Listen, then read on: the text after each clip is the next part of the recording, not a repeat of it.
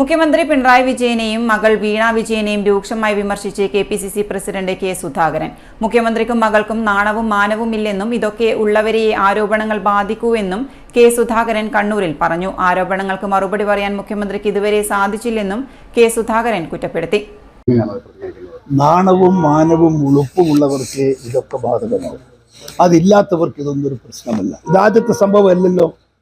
ഇതിനു മുമ്പ് എത്ര സംഭവം നടന്നു? വല്ല ഉളുപ്പുള്ള ആളുകൾ, ഉളുപ്പ് എന്ന് പറഞ്ഞാൽ മനസ്സിലായി നിങ്ങൾക്ക്, ലജ്ജയുള്ള ആളുകൾ പിന്നെ ചെയ്യില്ല. പക്ഷെ അവർ വീണ്ടും ആവർത്തിക്കുകയാണ്. ജനങ്ങളെല്ലാം ഒരു നിലവാരമില്ല, ഒരു വിലയില്ലാത്ത ഒരു ജനസമൂഹത്തെ മാറ്റി മനസ്സിൻ്റെ അകത്ത് സ്ഥാപിച്ച് സ്വയം ഞങ്ങൾ എല്ലാത്തിനും അപ്പുറത്താണ് എന്നൊരു ധാരണയിൽ മുൻപോട്ട് പോകുന്ന അച്ഛനും മകളും പുസ്തകം എഴുതാം, നല്ലൊരു പുസ്തകം. ഉന്നയിച്ചിട്ടൊന്നും അതിനൊരു റിപ്ലൈ അങ്ങനെയില്ലേ?